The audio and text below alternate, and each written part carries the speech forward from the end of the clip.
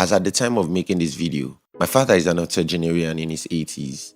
He was born by poor parents and he too is poor, so growing up, I never knew a single day when my father had enough money for our needs. Needless to say, we were always in recession. Now think about this for a moment. Economic recession is a myth. It's not real, even though it's very real. This is what I mean. It doesn't matter what happens in your country. What matters most is what happens in your home. Even though economists agree that recession happens every 4 to 5 years, growing up, my family is almost always in recession. Now the opposite can be true too. You can build a life that is recession proof. You can build a life which economic recession doesn't affect at all. And that's what I want you to see in this video by sharing with you 3 kinds of people that will suffer most during this recession. If you're an entrepreneur or an ambitious person, we specially invite you to join our motivational channel, which is designed to give you daily inspirations so that you will have the strength to pursue and achieve your most important dreams. We call this channel Hunt TV, and you can join in the description box. 1. Those who pay other people first. Growing up as a child, my mother always told me, don't eat with your 10 fingers. The meaning of that adage is, don't spend all you earn. I knew what she meant at that time, but I didn't understand how important it was until I grew up and started having financial responsibilities.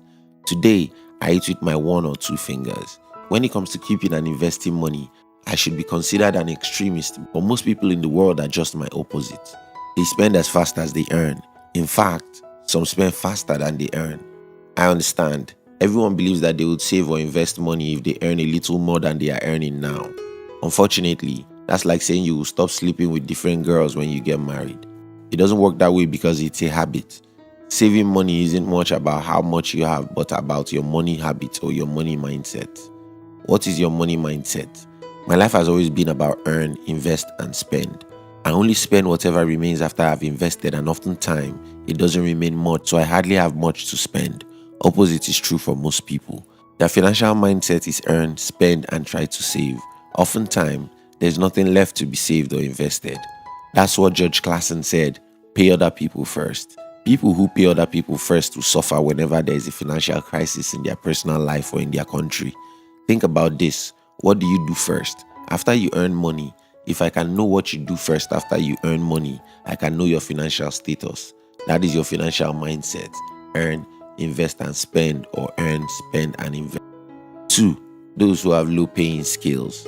Robert Kiyosaki told a story about how someone asked him what advice he had for an average investor, and his response was, don't be an average investor. This is true regardless of your industry or field. If you are average, meaning you are like everyone else, well, when the weather goes bad economically, your job or business is at risk. However, if you're having some high-paying skills, you might not even know what the weather looks like outside because you will be under the umbrella of the Most High. When I started out as a speaker and writer, since I am an entrepreneur, I often speak or write as though everyone should be an entrepreneur. However, when I grew up and got more insights into how life works, I discovered that not everyone can be an entrepreneur. More so, you don't have to be an entrepreneur to be rich or happy. But there's something you have to do, and that is, you have to strive to become one of the top 10% in your industry. This is about acquiring valuable skills. Then, someone will ask me, what is a valuable skill? This is like asking, what is the best food in the world? The answer is, it depends on which part of the world you live in and who you are. For example, if I was in the technology industry, being the best guy when you're talking about coding, web design, app development means that if everyone loses their job, I will remain valuable. If I'm a salesperson and I learn, study and master the art of sales so much that I'm among the top 10% salespeople in my company, well, no crazy company fire best salespeople. And if I'm fired, 100 other companies seriously need me right now that the market is difficult. Over the last 1.5 decades, I have studied entrepreneurship, marketing, human and their buying psychology deeper than 97% of the people in the world. What it means is that I tend to know how to create things that people want to buy. What this also means is that while economic recession can affect me, it will probably not break me. You can get my point here, don't you? You don't have to be an entrepreneur, a musician, an athlete, or other people you think are rich, but you have to strive, study and work smart to become one of the very best people in your field. 3. Those who think money doesn't matter. I spent about 3 years of my life in a particular church where they preach that money doesn't matter. No, they won't directly say that money doesn't matter, but they might say something like, money is the root of all evil. you will take nothing out of life. Riches come with sin. In fact, a Christian brother once told me that anyone who has money is close to hellfire.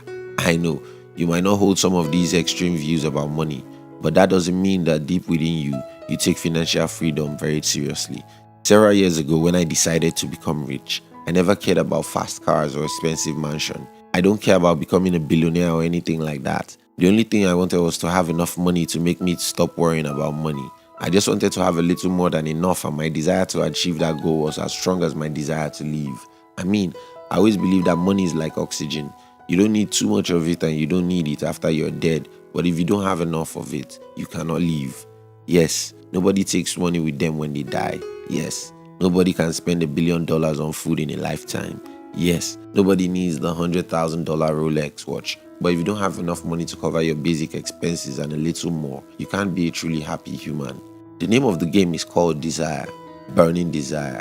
If you don't have a strong and burning desire to build wealth, you won't build it. And when times like this comes, you are likely to suffer. Change your money mindset. Stop paying other people first. Increase your value in the market. Acquire relevant skills which others in your field don't. Have a burning desire to be financially free. And just before you go watch other videos on YouTube, if you're an entrepreneur or an ambitious person, we invite you to join our motivational channel. The objective of the channel is to give you daily inspiration so that you will have the strength to pursue and achieve your most important dreams.